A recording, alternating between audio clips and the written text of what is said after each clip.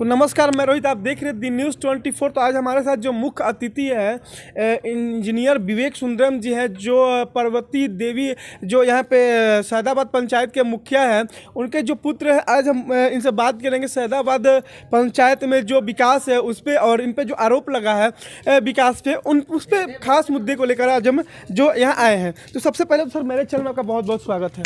धन्यवाद सर, तो आप पंचायत में आपका विकास क्या रहा है, ये तो हमारे जनता को, पहले अपने जनता को और हमारे दर्शकों को बताइए कि आपका जो है पंचायत में विकास कैसा रहा और क्या रहा।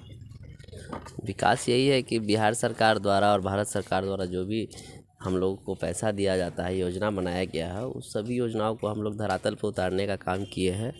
और जैसे नल जल योजना हो गया, नली गली हो गया, एक जो भी राशि उपलब्ध की गई उसका अच्छे तरीके से उपयोग किया गया है और बहुत हर जगह काम किया गया। हमारे पंचायत में 16 वार्ड है। 16 वार्ड में हर चीज़ जो पब्लिक के बीच में चल रही है, उस चीज़ को ये कि एक ही बार में ख़त्म कर देना ये पॉसिबल नहीं है। लोग को दिमाग में है कि ठीक है, यहाँ 10-10 नली है, एक ही बार बन जाएगा। जैसे जैसे राशि उपलब्ध होता है वैसे वैसे हम लोग काम कराते हैं।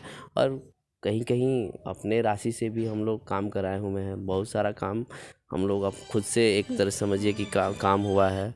और बहुत सारे जैसे वृद्धा पेंशन हुआ, जिनका भी उम्र हो जा रहा है, उस अर्हता को पूरा कर रहे हैं। अगर हम हमारे संपर्क में आते हैं या संबंधित वार्ड अगर हमसे बताते हैं, तो वहाँ जा कर के उनका सब डॉक्यूमेंटेशन करके उनका वृद्धा पेंशन बनाने का काम हो गया। राशन कार्ड का काम हो गया। राशन कार्ड वैसे एसडीओ ऑफिस से बनता है, उसमें हम लोगों का भागीदारी कम कर दिया गया है राशन कार्ड में। और संबंधित लॉकडाउन में जैसे हुआ कि डीलर साहब के द्वारा राशन सभी लोगों को दिलवाना, उसमें भी हम लोग काफ़ी बढ़ चढ़कर भाग लिए। और जैसे बिहार सरकार द्वारा आदेश दिया गया था मास्क और साबुन बांटने का, लेकिन हमने मास्क भी बांटा, साबुन भी बांटा, पूरे पंचायत को सैनिटाइज़ किया और सैनिटाइज़र दिया, जो कि सैनिटाइज़र हमारे बजट में नहीं था, वो जो सरकार द्वारा। और तरह तरह की खैर न्यूज़ आई कि 9 लाख 10 लाख रुपया है, ऐसा कोई बात नहीं है। एक पंचम वित्त होता है। पंचम वित्त में 2,20,000 3 लाख ऐसे करके राशि ही आता है। तो सब लोगों को सब चीज़ नहीं बताया जाता है। ये जो भी सत्ता पक्ष में विधायक हो, मुख्यमंत्री हो, प्रधानमंत्री हो, मुखिया हो, तो काम वही करता है, तो आलोचना भी तो उसी का होगा। तो काम करने वाले का आलोचना होता भी है। घर में जैसे गार्जियन है, तो एक दिन अपने बच्चे को पैसा नहीं देता तो अपने बाप के बारे में बहुत तरह तरह की बातें करता है। तो इस सब चीज़ से हम लोग विचलित नहीं होते, अपना काम करना है, आगे बढ़ना है।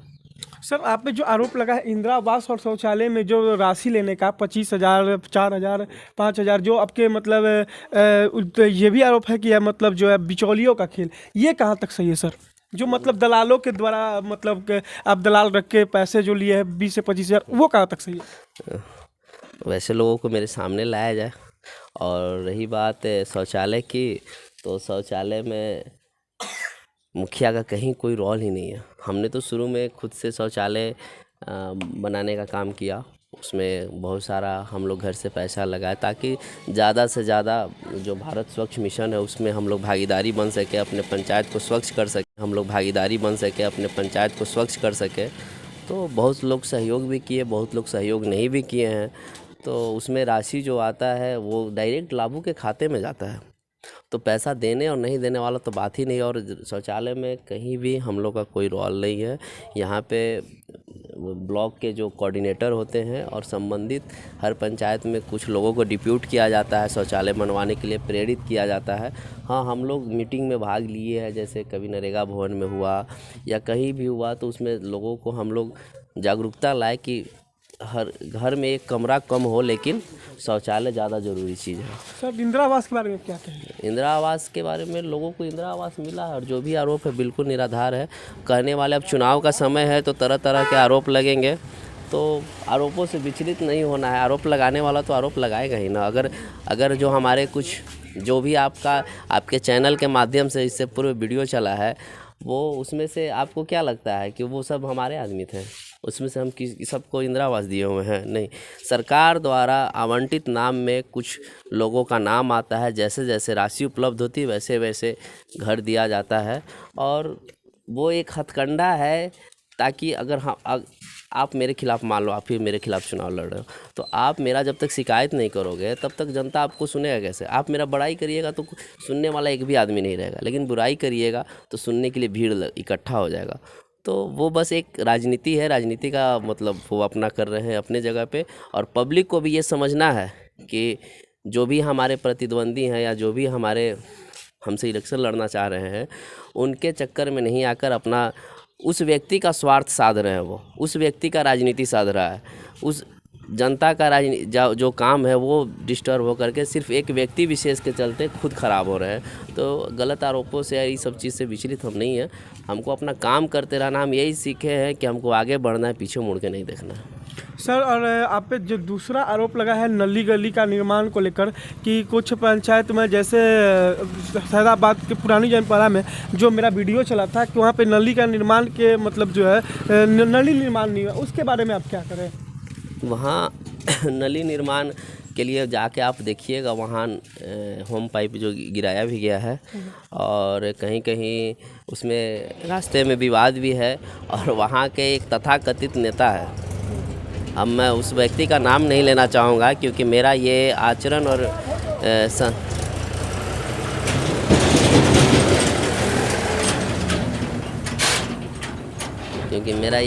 और संस्कार नहीं है कि मैं निंदा की राजनीति करूं। मैं निंदा की राजनीति नहीं करता। अभी हाल ही में वहाँ पे मैं इसी काम पे ही, आपने अच्छा ये सवाल किया है, वहाँ एक ढलैया का ले गया था, पीसीसी निर्माण कर। वहाँ पे उनके द्वारा लगातार फ़ोन किया जा रहा था कि रोड नहीं बनना चाहिए। तो मैं तो नेता उसे मानता हूं कि अगर मैं वहाँ अगर काम लगा रहता और काम अगर ख़राब होता है, मटेरियल गलत डाला जाता, तो नेता का काम है मटेरियल ज़्यादा डलवाना, सामाजिक आदमी का काम है कि हाँ सीमेंट इतना डालना है तो इतना ही डालो। ये नहीं काम है कि उस काम को रोक देना। तो ये सब आरोप है और वहाँ के लोग काम से ज़्यादा 2-4 नेता के गिरफ्त में रहते हैं, दबंगों के गिरफ्त में रहते हैं, दबंगई चलता है उनका। और वहाँ के जो पिछड़े वर्ग के लोग हैं या जो भी है, एक आध लोग के डर से, खौफ से कुछ बेचारे बोल भी नहीं पाते हैं चाहकर भी। आपके एक वीडियो में मैंने देखा था कि जिस व्यक्ति से आपने पहला बार सवाल किया था तो उसने साफ साफ कहा था कि हाँ यहाँ शौचालय भी मिला है, नल जल भी है और सब चीज़ है। फिर उसको ले जा कर के मैं सब देख रहा था, सिखाया गया कि नहीं। ये सैदाबाद के पुरानी जनपरा में जो मेरा वीडियो चला था कि वहाँ पे नली का निर्माण के मतलब जो है नली निर्माण नहीं हुआ, उसके बारे में आप क्या करें? वहाँ नली निर्माण के लिए जाके आप देखिएगा, वहाँ होम पाइप जो गिराया भी गया है और कहीं कहीं उसमें रास्ते में विवाद भी है। और वहाँ के एक तथाकथित नेता है, अब मैं उस व्यक्ति का नाम नहीं लेना चाहूँगा क्योंकि मेरा ये आचरण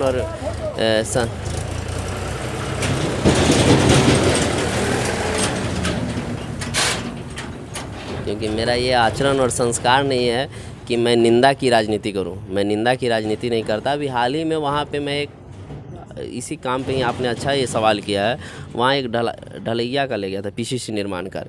वहाँ पे उनके द्वारा लगातार फ़ोन किया जा रहा था कि रोड नहीं बनना चाहिए। तो मैं तो नेता उसे मानता हूं कि अगर मैं वहाँ अगर काम लगा रहता और काम अगर ख़राब होता है, मटेरियल गलत डाला जाता, तो नेता का काम है मटेरियल ज़्यादा डलवाना, सामाजिक आदमी का काम है कि हाँ सीमेंट इतना डालना है तो इतना ही डालो। ये नहीं काम है कि उस काम को रोक देना। तो ये सब आरोप है और वहाँ के लोग काम से ज़्यादा 2-4 नेता के गिरफ्त में रहते हैं, दबंगों के गिरफ्त में रहते हैं, दबंगई चलता है उनका। और वहाँ के जो पिछड़े वर्ग के लोग हैं या जो भी है, एक आध लोग के डर से, खौफ से कुछ बेचारे बोल भी नहीं पाते हैं चाहकर भी। आपके एक वीडियो में मैंने देखा था कि जिस व्यक्ति से आपने पहला बार सवाल किया था तो उसने साफ साफ कहा था कि हाँ यहाँ शौचालय भी मिला है, नल जल भी है और सब चीज़ है। फिर उसको ले जा कर के मैं सब देख रहा था, सिखाया गया कि नहीं ये सब बात मत बोलो। उसके साथ जो आपकी वीडियो, पहले वीडियो में जो वो उसका नाम है, देखिए उसका नाम हम नहीं जान रहे हैं, कुछ है वो उटपटांग टाइप का लड़का है, करीवा या क्या नाम है उसका, हम एग्जैक्ट सर्टिफिकेट नेम नहीं जान रहे हैं। वो उसके बारे में आप उसका हिस्ट्री जान लीजिएगा कि उसके साथ क्या हुआ है, कहाँ उसका क्या है, कुछ मतलब पर्सनल बात है वो चीज़, ये सब चीज़ पे शेयर नहीं करना है, लेकिन क्या है नहीं है वो सब पता कर लीजिएगा। और हमारे पंचायत के जनता इतनी समझदार है कि किसको नेता बनाना है, किसको ये ताज देना है, पैसे के बदौलत हर चीज़ खरीदा नहीं जा सकता है। आप भैया अभी अभी आपको सुनने में मिल गया कि 200 रुपया दिया गया, 10 बोतल दारू दिया गया। तो शराबबंदी में दारू आ कहाँ से रहा है? सवाल तो उनसे भी होना चाहिए जो हम पे आरोप लगा रहे हैं। दारू ला कहाँ से रहे हैं? दलितों को दारू पिला पिला करके सुनते हैं चैता प्रोग्राम करवाते हैं, बोतल के बोतल और गैलन के गैलन दारू पहुंचता है। तो उनसे तो सवाल होना चाहिए था। अब प्रशासन को भी सोचना चाहिए कि जो व्यक्ति चुनाव लड़ने की तैयारी कर आखिर दारू मंगवाता कहाँ से, इतना बांटता कहाँ से? घूम के आप पता कर लीजिएगा कि दारू कहाँ से आया, कौन दे तो रहा है। सर जैसे कि मतलब जो अभी आप बोले दारू के लिए, तो वो जो लगातार जो आरोप लगा रहे हैं दारू बिहार में, तो दारू की अगर संख्या बात की जाए तो दारू की बंदी है, फिर भी आप जो है आपका आरोप है आप अपने प्रतिद्वंदी पे चाहे जो भी हो उन पे दारू लाने की, तो सर ये कैसे संभव है? हम प्रतिद्वंदी पे दारू की बात नहीं आरोप लगा रहे हैं। हम लगा रहे हैं कि जिन लोगों से आपको मीडिया में आपके समक्ष